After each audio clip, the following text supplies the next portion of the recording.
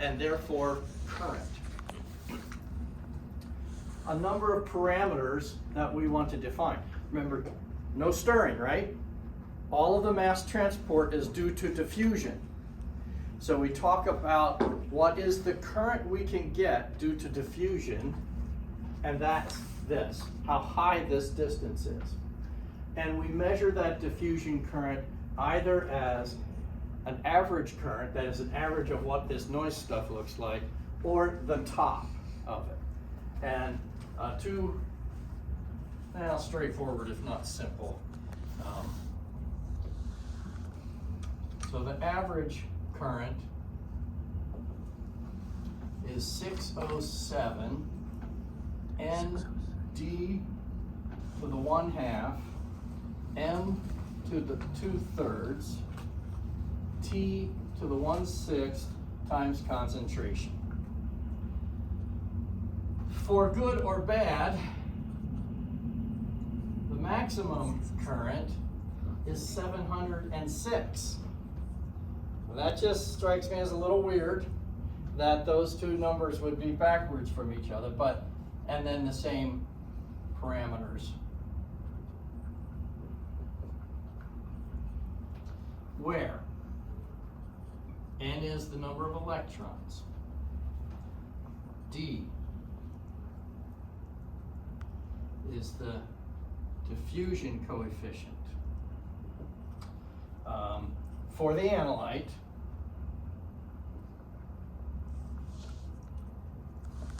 and it's given in centimeters squared per second. M is the rate of flow of mercury in the electrode, and that's given in milligrams per second. T is the drop time, given in seconds. And C, the concentration of the analyte in millimoles per liter, which is millimolar. The current is in microamps. If you don't get all the units, the worst part of this is we actually have to remember those stupid units. Because if we don't get it right, we don't know what concentration unit we get. If you use those units, you end up with millimolar. That's the kicker of this. The good news is that if you can remember one of these equations, you can remember the other one of these equations. All that's different is that constant out in the front. What is, so it's millimoles per L? Per liter.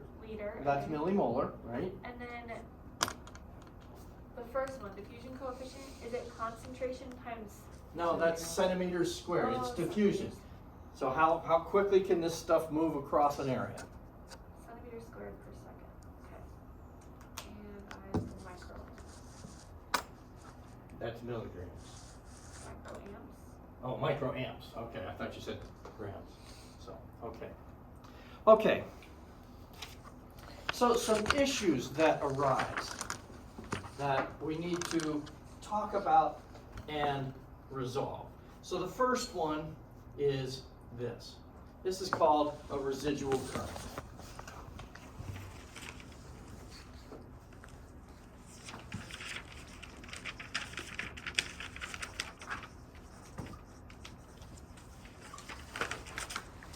Actually, don't write the word issues. We'll just, some of these things are going to be strung out through the rest of the day, and it doesn't make sense to try and collect them all under one title. So residual current. Residual currents could be due to impurities.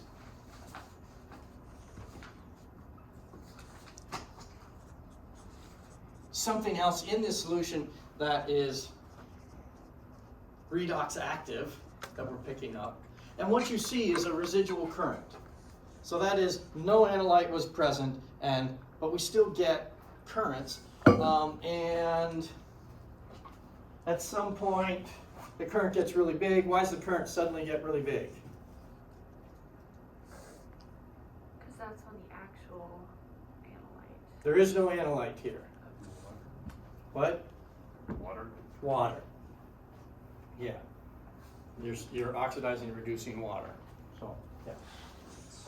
The other piece that plays a role is called charging currents.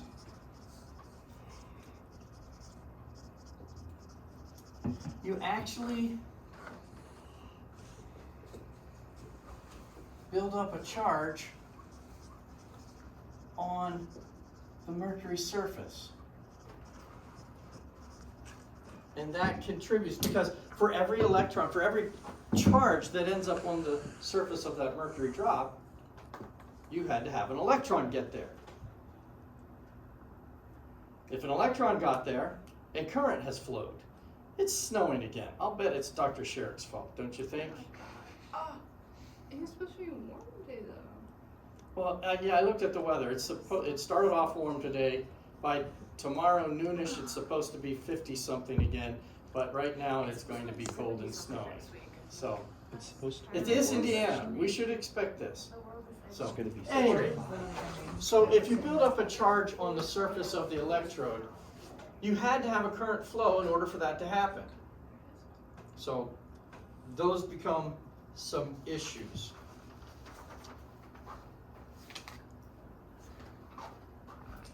Dan, Um, can I ask you a question about that before you move it? Yes. I don't know what you mean with water. I don't know.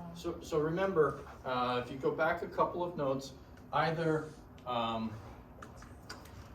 H pluses of water, have that happen, or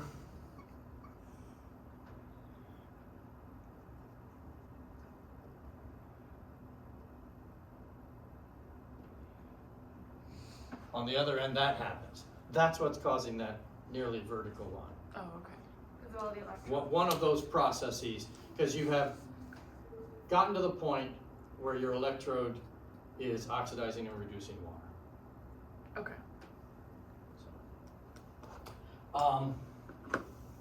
So that we see it, we also get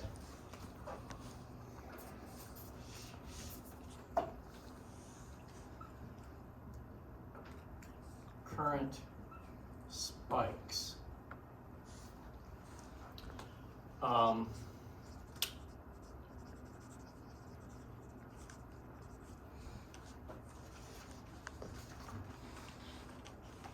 I think I'm going to talk about that in a little bit. All I say is it's a disadvantage. So if you add a surfactant, you can eliminate those current spikes. Give me an example of a surfactant. Soap. The one that is preferred in these kinds of things is called Triton X. Is it X100? Yeah. But you're just adding some form of soap. You don't want to use hand soap because it's got all kinds of other junk. You just made an unmanageable mess out of your analyte if you do that. So you get something that's very carefully defined, put it in. So that's a type of soap. And what? That's It is a surfactant. oh. So soap is also a surfactant. So what does it do, surfactant? Pardon? What's the definition of a surfactant? Something that can break up the surface tension. Yeah. So why would you have current spikes?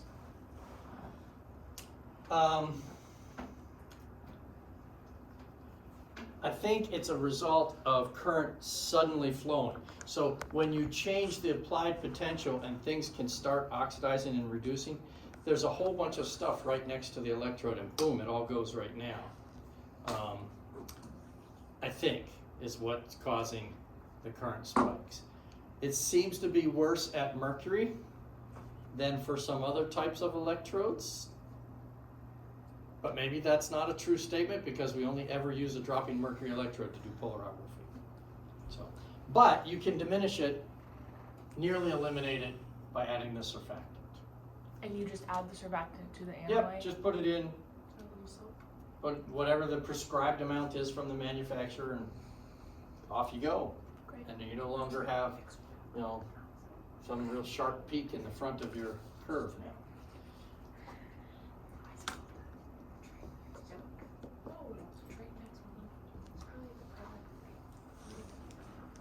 So we had some of this up before. Advantages of a dropping mercury electrode.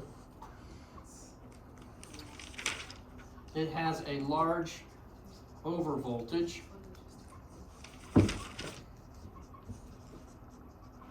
which means that hydrogen doesn't get reduced as soon as hydrogen doesn't get reduced at zero. You can keep moving further.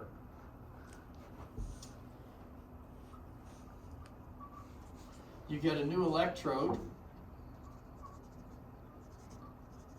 every X number of seconds, right?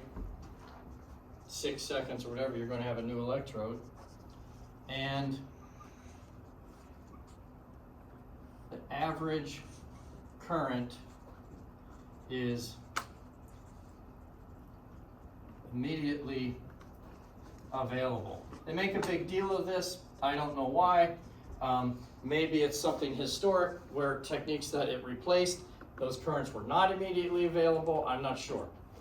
But the average current is immediately available. Like the graph of your data, you mean? Like, Yeah, yeah, so you can pick it off real quick. oh, okay. So at any applied potential.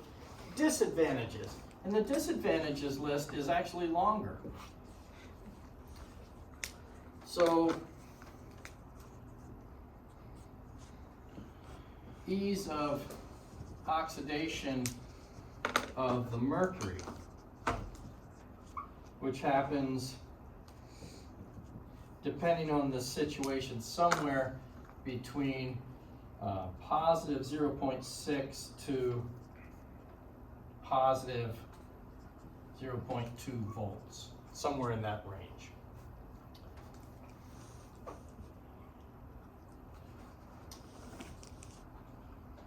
You have non-Faradaic currents. That's just a slick way of saying there are currents that are unrelated to the concentration of our analyte. Faradaic currents are things that when you change the concentration, now you have more electrons flowing or less electrons flowing, and it's directly proportional. So these are not concentration dependent, such as these charging currents we just talked about, and those residual currents. The problem with the non-Faradaic currents is they limit the detection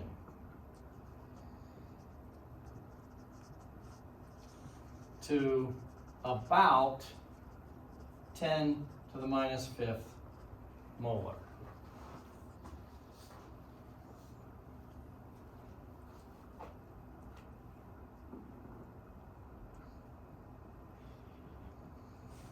I think calling them dropping a mercury electrode cumbersome is slightly understated. You've got mercury dripping out of a tube, collecting on the bottom of your beaker, and you're going to have to get rid of this mercury. Oh, it's contaminated with your analyte after it was reduced, but you still will have to get rid of it. How do you get rid of it? You give it to Calvin, of course. Right?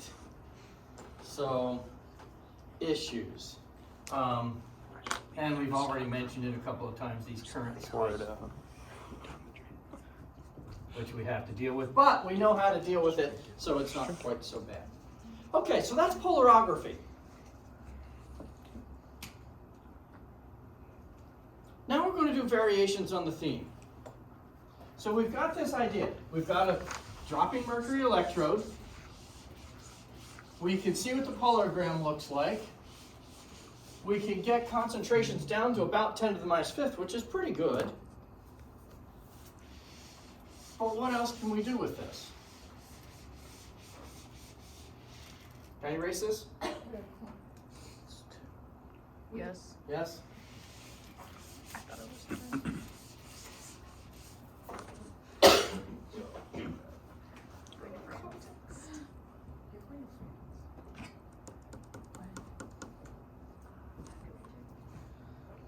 So variations on the theme. The first variation really is, it's a trick. It's deceitful. And right there it is. These two are exactly the same hologram, but one was collected the way we've been talking about it, and the other one is using current sampling. The one on the right is using current sampling. Yes.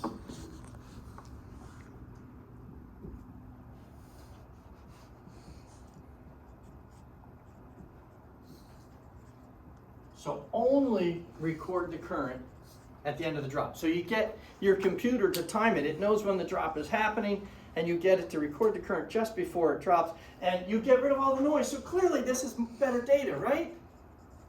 This is exactly the same quality data here, because it's exactly the same data. You've done nothing to it except take your eraser and get rid of everything here. It's exactly the same. And remember, it is I max. It's not I average.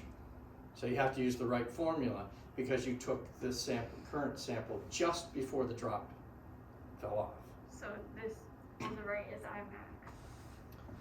Yeah. Okay. Can I line those up and make it look? Looks like it's twisted a little bit there. If you look, this point is really close to that point, isn't it? And this just goes up. They should be, I think they should be the same. Although maybe we didn't quite collect the current at the very end of the drop. Maybe it's like right here on the drop.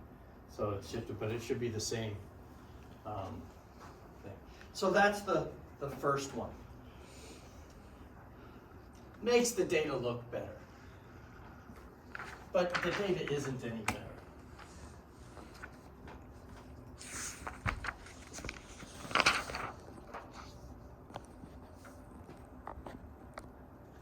Pulse techniques. This does make the data not only look better, but it is better. And I think you have these handouts, right? Yep. So look for this handout.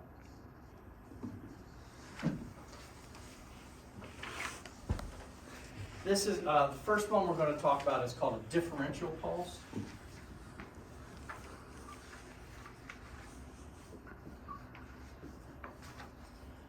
And I'll sketch it real quick so you have something to go with the name. It's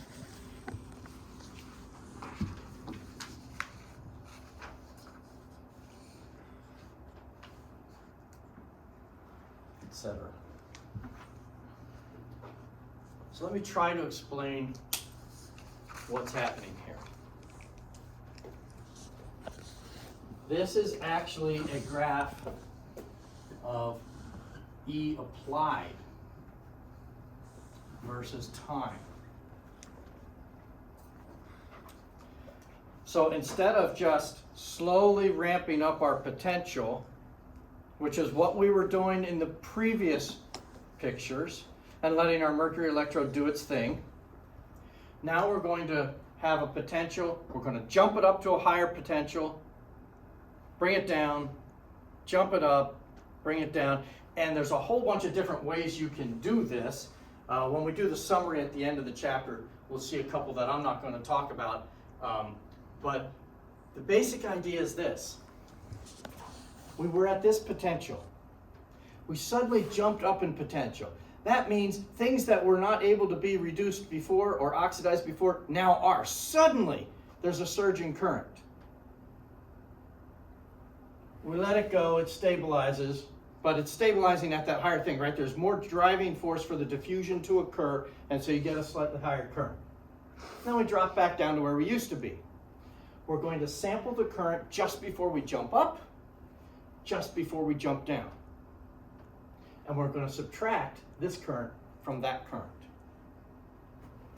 Now, a couple of things that happen. Where'd that current spike occur? If we had a current spike because we didn't add our Triton X, it occurred right here. It was remember that when you came up, that was a sharp peak and tailed off pretty quickly. What happened? Charging currents. They all happen right as soon as the potential is applied. So a great deal of the residual current was generated here and is essentially gone. It was not in this one, and it's not in that one because it has subsided already. And so we are getting currents that are more directly related to the applied potential and the concentration of our analyte. So I like to write it this way. We're going to sample it in that range because it takes some range, called sample 1, sample 2, and then we're going to make a graph of E applied, and let's call it delta I, which is sample 2 minus sample 1. And this ends up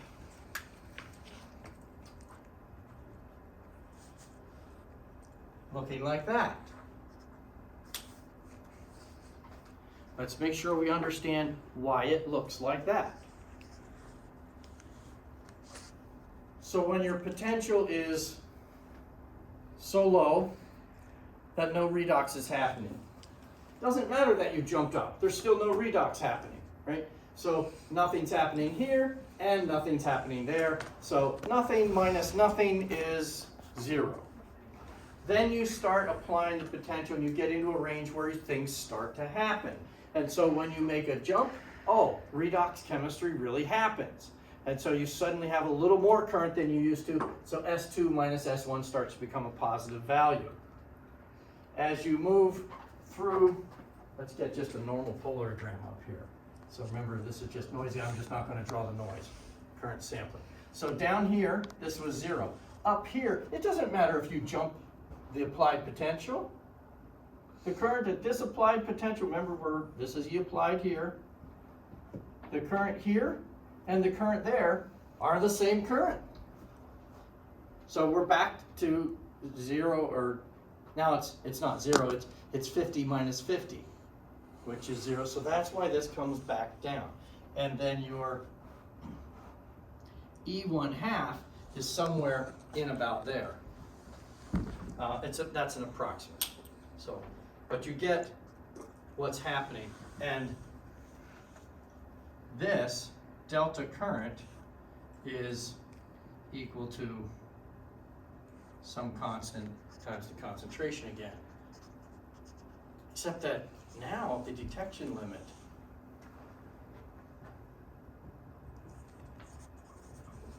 is on the order of 10 to the minus 7. Well, 2 orders of magnitude difference by doing that. So we get it 100 times better. And then you time this also so that this is set up with where the drop is. So you get the drop time so that you're starting a new drop here.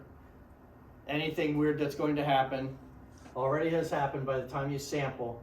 You get up there, and just after you sample the next time, you make sure the drop falls off. And so they actually put a knocker on the thing so that ding, drop falls off. Ding, drop falls off. So that you can get reproducible dropping when you need it to drop, so that you can time things. Because if that drop doesn't fall just when it's supposed to, now the drop actually falls off in here, and yeah, you don't know what's happening anymore. Is this all like a computer generated? Surely there's a thing? computer involved, although I don't think historically there was. This has been around long enough that it would predate computers. You could get circuits to do that kind of thing. So the computer would take the samples at whatever time you wanted it to. Yeah, the computer's going to sample here, here. Takes a little bit of time, that's why I put a gap here. They say sampled here, but no, it takes time to measure something. So you take it there, knock the drop off, take it there, knock the drop off. And yeah, now that would all be coordinated by a computer. And like how much of an increase of current? Does it matter? Well, whatever this would be, whatever that height is, depends on how much stuff you have there. Okay. Yeah. Carolyn? So it's the sudden spike in the potential is to make as much redox happen that's going to at that point, Yeah. and then it goes back down to like Right. a normal Right, level. because remember what's happening in this area, let's just do a current sampling polarogram. So if you're at this potential and you suddenly jump to that potential, you're going to get that much more current than you used to have. And now if you're there and you jump to that potential, you're going to get that much more current. So yeah, it gets it to happen.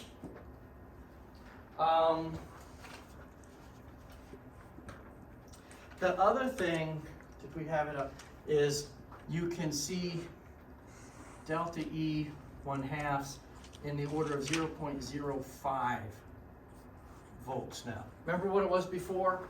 In the range of 0.2, 0.3 volts. So not only can we see lower concentrations with this technique, we can see things that are closer together. So you can have more analytes in the same pot and pull them out than you could before. There's a picture of some of the kinds of things you could see. Compare that, which is a pulse technique, to the next graph over, which is a standard polarogram of the same sample. Gee, I don't want to analyze this one. So some other things, there's a different kind of pulse thing. They've got different names. This is called a square wave pulse. That's a differential pulse. It's just various ways of getting the current to jump up. There's another one that we'll see at the end where it always comes back to the same zero and jumps up to different levels, but it does exactly the same kind of thing. How do you get all of this to work?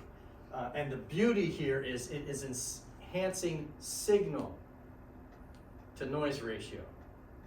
So we had lots of noise.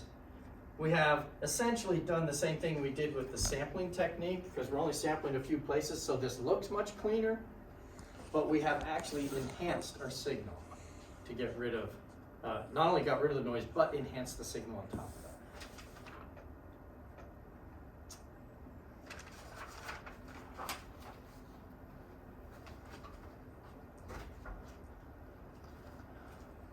Last technique.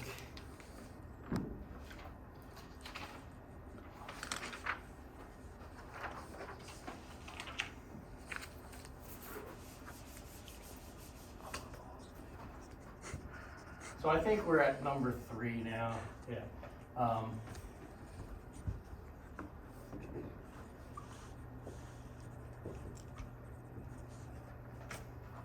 They're called stripping methods. It's set the voltage of the electrode to some potential that will pre-concentrate the analyte on the electrode. Then reverse the potential in a linear gradient and strip the analyte off. It basically means you've got a pre-concentration step. I think I gave you this picture as well. So you set the potential for some time period, and you do it for standards and your analyte solution, some time period, and you're going to, let's think of a metal. You've got, let's go back to that lead. So you're trying to figure out how much lead is in drinking water. It's low concentrations. So you set the potential such that lead 2+ in the water will actually plate out on the electrode as lead metal. So you tell it to do that for 20 minutes. And then after 20 minutes, you put a linear gradient on the potential so that you will reoxidize the lead off of the electrode. So it was a pre-concentration step so you can get significantly lower concentrations. This detection limit now is in the 10 to the minus 6 to 10 to the minus 9 molar. So 2 times better again than the best that we've already talked about. You call it anodic stripping if the electrode is a cathode during deposition. So anodic stripping if electrode is cathode, that means reduction is happening there during deposition, and as a anode during stripping. And the reverse, cathodic stripping is just the opposite.